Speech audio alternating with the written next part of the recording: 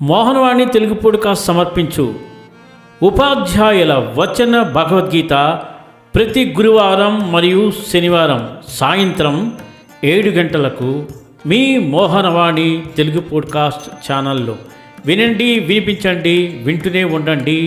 ఉపాధ్యాయుల వచన భగవద్గీత మీకోసం. ఓం నమో భగవతే వాసుదేవాయ. మోహనవాణి తెలుగు పాడ్కాస్ట్ శ్రోతలకు నమస్కారం. వచన భగవద్గీత గీతా మహాత్మ్యం. నమస్తే గణనాథాయ గణానాం పతయే నమః. భక్తిప్రియాయ దేవేశ భక్తేభ్యః సుఖదాయక. వసుదేవసుతం దేవం కంసచాణూరమర్దనం దేవకీ పరమానందం కృష్ణం వందే జగద్గురుం. నమోऽस्तु తే వ్యాస విశాలబుద్ధే ఉల్లారవిందాయతపత్రనేత్ర येन त्वया भारततैलपूर्णः प्रज्वालितो ज्ञानमयः प्रदीपः. ॐ पार्थाय प्रतिबोधितां भगवता नारायणेन स्वयं व्यासेन ग्रथितां पुराणमुनिना मध्ये महाभारतम् अद्वैतामृतवर्षिणीं भगवतीमष्टादशाध्यायिनीम् अम्ब त्वामनुसन्धदामि భగవద్గీతే భవద్వేషిణీం. క్రిందటి ప్రసారంలో శ్రీమద్ భగవద్గీతలోని విశ్వరూప దర్శన యోగము విన్నాం. ఇప్పుడు విశ్వరూప దర్శన యోగం అధ్యయనం వల్ల కలిగే ఫలితం విందాం. గీతా మహాత్మ్యం కథ 11వ అధ్యాయం. విశ్వరూప దర్శన యోగం. పార్వతి గీతా వర్ణనతో సంబంధం కలిగిన కథ విశ్వరూప సందర్శనం అనే 11వ అధ్యాయం యొక్క పావన మహాత్మ్యాన్ని ఆలకించు. ఓ విశాలాక్షి, ఈ అధ్యాయం యొక్క మహాత్మ్యాన్ని పూర్తిగా వివరించాలి అంటే నా తరం కూడా కాదు. ఎందుచేతనంటే దీనికి సంబంధించిన వేలాది కథలు ప్రసిద్ధిలో ఉన్నాయి. వారిలో ఒకటి మాత్రం నీకు వివరిస్తున్నాను అని మహాదేవుడు ప్రారంభించాడు. ప్రణీత నదీ తీరంలో మేఘంకరమనే గొప్ప నగరంలో శ్రీమంతులు, సుఖ సంపన్నులు, శాంతచిత్తులు, సదాచారులైన జితేంద్రియులు చాలామంది నివసిస్తూ ఉన్నారు. చేతిలో సారంగం ధరించి జగదీశ్వరుడైన శ్రీ మహావిష్ణువు విరాజమానుడై ఉన్నాడు. ఆయన పరబ్రహ్మ యొక్క సాకార రూపం అక్కడ. తన నయనార బిందాలతో జగత్తుకు జీవన సౌఖ్యాన్ని ప్రసాదిస్తున్నాడాయన ఆ నగరంలో. అచ్చటి భగవంతుని ఆకారం వామనమూర్తి అవతారం. అది మేఘ సమానమైన శ్యామాకృతితో వివిధ అలంకారాలతో ఉన్న ఆ విగ్రహాన్ని దర్శించుకుంటేనే చాలు, జీవుని యొక్క జన్మబంధాలన్నీ విముక్తమవుతాయి.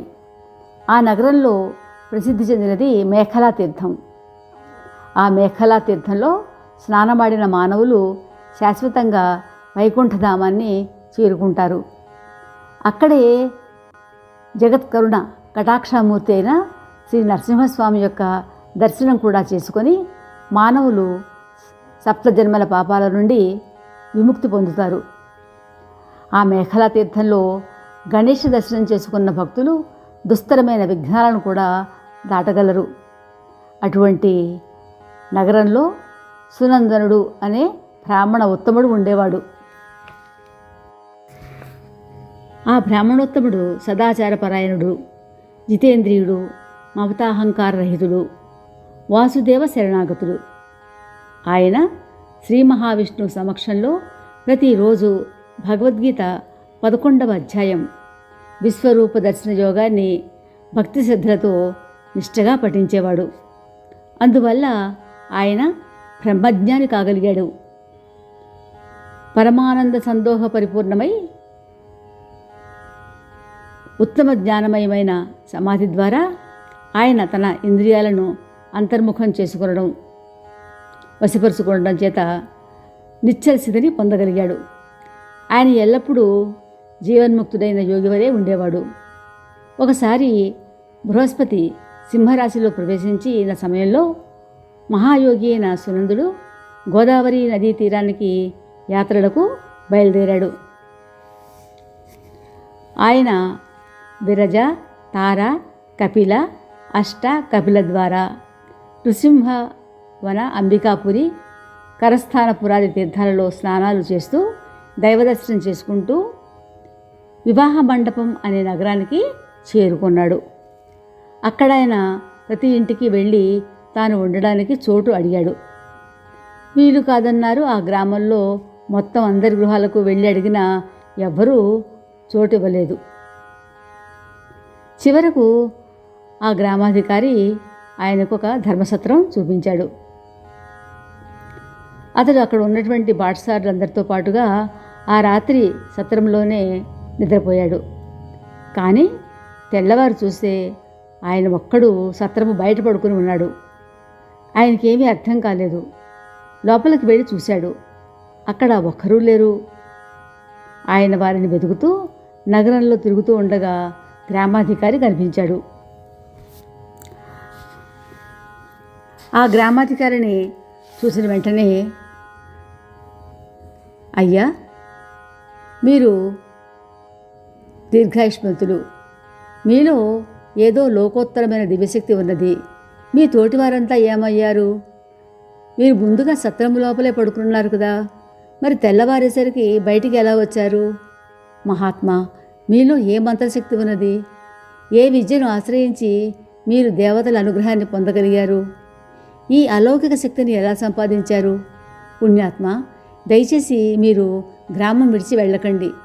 నేను సర్వదా మీ శుశ్రూష చేసుకుంటాను అన్నాడు సునందనుడితో ఆ గ్రామాధికారి. సునందుడు ఏమీ మాట్లాడలేదు. గ్రామాధికారి మొత్తం మీద సునందుని కొన్నాళ్ల పాటు తన గ్రామంలోనే ఉండేలా ఒప్పించాడు. రాత్రింబవళ్ళు ఆయనకు భక్తితో పరిచర్యలు చేస్తూ ఉన్నాడు. 7-8 రోజులు గడిచాక గ్రామాధికారి సునందని వద్దకు బోరు నేడుస్తూ వచ్చాడు. మహాత్మా, ఈ రాత్రి రాక్షసుడు నా కుమారుని చంపి భక్షించాడు. నా కుమారుడు ఎంతో గుణవంతుడు, భక్తిపరుడు కూడా. నేనే భాగ్యహీనుడను అన్నాడు. ఆయన మాటలు విని సునందుడు ఆ రాక్షసుని పూర్తి వివరాలు చెప్పమన్నాడు. అప్పుడు ఆ గ్రామాధికారి ఈ విధంగా చెప్ప ఆరంభించాడు. బ్రహ్మజ్ఞాని, ఈ గ్రామంలో ఒక నరమాంస భక్షకుడైన రాక్షసుడు ఉన్నాడు. వాడు ప్రతిరోజు గ్రామం మీద పడి ఇష్టం వచ్చినట్లు ప్రజలను చంపి తింటూ ఉండగా మేమే ధైర్యం చేసి అతనితో రోజుకు ఒక్కరిని అతనికి ఆహారంగా పంపే ఏర్పాటు చేసి సత్రానికి బాటసారులను పంపే బాధ్యత నాకు ఇవ్వగా ఆ రోజు మిమ్మల్ని నేను పంపాను. మీరు తక్కిన బాటసారులతో సత్రంలో ఉన్న వారందరినీ ఆ రాక్షసుడు భక్షించాడు అనేది నిజం. మీలో ఏదో దివ్యశక్తి ఉంది, అది మీకే తెలుసు. ఇక నిన్న నా కుమారుడి కోసం అతని అత్యంత ఆప్తమిత్రుడు దూరదేశం నుంచి వచ్చినప్పుడు అతనిని సత్రంలో నిద్రకు పంపాను. ఇది తెలిసి నా కుమారుడు కూడా వెళ్ళి అక్కడ వాని మిత్రుడితో పాటు రాక్షసునికి ఆహారమైపోయాడు. ఇది తెలుసుకొని ఈరోజు ఉదయమే నేను ఆ రాక్షసుని వద్దకు పోయి తన కుమారుని మరణవార్త చెప్పగా ఆ రాక్షసుడు ఆ గ్రామాధికారితో నాకు ధర్మశాలలో ప్రవేశించిన వానిని చంపి తినడమే గాని అతను నీ కుమారుడా కాదా అని నాకు తెలియదు. వాడెవడైనా నాకొక్కటే. కానీ ఏ బ్రాహ్మణుడు సర్వదా నియమనిష్టలతో భగవద్గీత 11వ అధ్యాయాన్ని పఠిస్తూ ఉంటాడో వానికి నా వల్ల ముక్తి లభిస్తుంది. అట్టివాడు నా వల్ల చనిపోయినా పునరుజ్జీవితుడు అవుతాడు. ఇక్కడ ఎవరో బ్రాహ్మణుడు ఒకనాటి రాత్రి నిద్రపోయాడు. ఆయన గీత 11వ అధ్యాయాన్ని నిరంతరం చదివే మహానుభావుడు. అందుకే నేను ఆ రోజు ఆయనను వేరు చేసి తక్కిన వారిని తిన్నాను. ఆయన ఈ అధ్యాయాన్ని మరల 7 సార్లు చదివి జలాన్ని అభిమంత్రించి నా మీద చల్లితే నిస్సందేహంగా నాకు శాప విముక్తి లభిస్తుంది. నీ కుమారుడు కూడా బ్రతికి బయటపడతాడు అని తన వృత్తాంతాన్ని చెప్పాడు. అయ్యా, నాకు పుత్రభిక్ష పెట్టమని ప్రార్థించడానికే మీ వద్దకు వచ్చాను అని అనగా, సునందుడు, ఆ రాక్షసుడు ఆ రాత్రివేళ సత్రంలో నిద్రించేవారిని చంపి తినేంత ఏం పాపం చేశాడో చెప్పగలవా అని గ్రామాధికారిని అడిగాడు.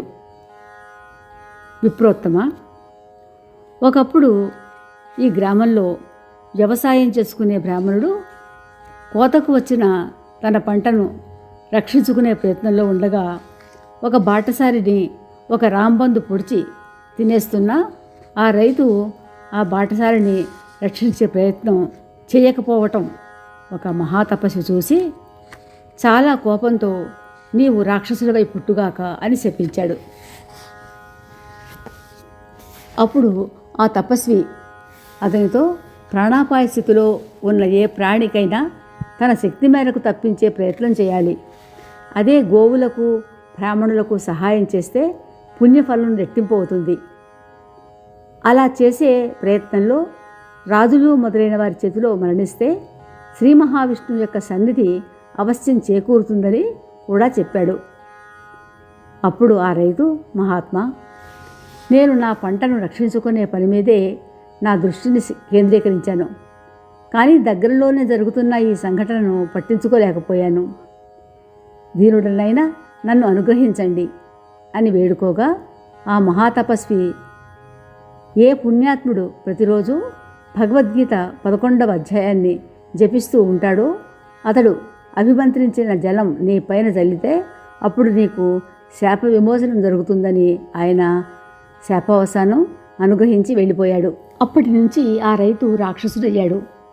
అందుచేత ద్విజోత్తమ, మీరు దయచేసి 11వ అధ్యాయ పఠన పుణ్యజలాన్ని ఆ రాక్షసుని మీద చల్లండి అని ప్రార్థించాడు గ్రామపాలకుడు. అతని ప్రార్థనతో సునందుని హృదయం దయాపరిపూర్ణమైంది. ఆయన అలాగే అని చెప్పి రాక్షసుడు ఉన్న చోటుకి వెళ్ళి వెంటనే విశ్వరూప దర్శన యోగాన్ని జపించి అభిమంత్రించిన జలాన్ని రాక్షసునిపై జల్లాడు. రాక్షసునికి శాప విమోచనం కలిగింది. రాక్షస రూపం వదిలి దివ్య రూపం ధరించాడు. రాక్షస జన్మలో అతడు ఎంతమంది బాటసారులను చంపాడో వారంతా పునరుజ్జీవులయ్యారు. వారంతా కలిసి ఒక దివ్య విమానాన్ని అధిరోహించి వెళ్ళబోతున్న సమయంలో గ్రామాధికారి తన కుమారుని గురించి అడగ్గా ఆ దివ్య విమానంలో ఉండి దేవత్వం పొందిన కొడుకును చూసి సంతోషపడి తన వద్దకు రమ్మని చెప్పినప్పుడు ఆ కొడుకు ఆ గ్రామాధికారితో మందహాసం చేసి, తండ్రి, నీవెన్నోసార్లు నాకు కొడుకుగా జన్మించావు, కానీ నేను నీకు కొడుకుగా పుట్టడం ఇదే మొదటిసారి. నా అదృష్టవశాత్తు నేను దైవత్వాన్ని పొందాను. ఈ బ్రాహ్మణోత్తముని అనుగ్రహ ప్రసాదం వల్ల నేను వైకుంఠధామం చేరుకుంటాను. నిశాచరుడికి కూడా 11వ అధ్యాయ మహత్యం వల్ల చతుర్భుజ అవతారం ప్రాప్తించింది. ఆ ఫలితంగానే మేమందరం కూడా ఇప్పుడు వైకుంఠానికి వెళ్ళగలుగుతున్నాము. అందుచేత నీవు కూడా పుణ్యాత్ముడవైన ఈ విప్రోత్తముని వల్ల 11వ అధ్యాయం అభ్యసించి జపించు. నీకు కూడా ఉత్తమగతి ప్రాప్తిస్తుంది. తండ్రి, మానవులకు సాధుపురుష సంగమం దుర్లభం, కానీ నీకు అటువంటి మహాత్ముడు లభించాడు. నీ అభీష్టాన్ని సిద్ధింపచేసుకో. ధనం, భోగం, దానం, యజ్ఞం, తపస్సు, పూర్వకర్మలు, ఇన్ని మాటలు ఎందుకు? విశ్వరూప సందర్శన యోగాధ్యాయ పఠనం, శ్రవణం చాలు. సర్వశుభాలు లభిస్తాయి. పూర్ణానందమయ స్వరూపుడైన శ్రీకృష్ణుడు కురుక్షేత్రంలో తన మిత్రుడు అర్జునులకు ఇచ్చిన అమృతమయమయ సందేశంలో భాగమే అదియే శ్రీ మహావిష్ణువు యొక్క పరమ తాత్విక రూపం. నీవు దానినే స్మరించు. ఇది మోక్షప్రాప్తికి పరమ రసాయనం. మానవుడు సంసార భయ విముక్తుడు కావాలి అంటే, వాని ఆదివ్యాధులు నశించాలి అంటే భగవద్గీత 11వ అధ్యాయం తప్ప మార్గాంతరం లేదు. దానిని అభ్యసించు అని చెప్పాడు. అనంతరం వారంతా వైకుంఠధామం చేరుకున్నారు. గ్రామపాలకుడు సునందుని ఆశ్రయించి 11వ అధ్యాయం నేర్చుకుని జపించసాగాడు. కొంతకాలానికి వారిరువురు కూడా మోక్షం పొంది విష్ణు సన్నిధి చేరుకున్నారు. అందుచేత పార్వతి 11వ అధ్యాయ మహాత్మ్యాన్ని గురించి నీవు అనేక కథల్లోని ఒక కథని మాత్రమే నా ద్వారా వినగలిగావు. ఇది విన్నంత మాత్రాన్నే మహాపాతకాలన్నీ నశించిపోతాయని గ్రహించు అని అన్నాడు మహేశ్వరుడు. ఇది భగవద్గీత ఏకాదశాధ్యాయ మహాత్మ్యం. దీనిని విష్ణుమూర్తి లక్ష్మీదేవికి, పరమశివుడు పార్వతికి వినిపించారు. గీత ఏకాదశాధ్యాయ ఫలం సర్వపాప విముక్తి, పరమాత్మ పదప్రాప్తి. తరువాత ప్రసారంలో శ్రీమద్ భగవద్గీత భక్తి యోగము విందాం. శ్రోతలకు ధన్యవాదాలు. ఇంతవరకు మన ఛానల్కి ఎవరైనా సబ్స్క్రైబ్ చేసుకోకపోతే ఇప్పుడే ఈ క్షణమే సబ్స్క్రైబ్ చేసుకుని ఆ పక్క నుండి బెల్ బటన్ మ్రోగించి మమ్మల్ని ప్రోత్సహిస్తారని మనస్ఫూర్తిగా కోరుకుంటూ సర్వే జనా సుఖినో భవంతు, లోకా సమస్త సుఖినో భవంతు. ధన్యవాదాలు. స్వస్తి.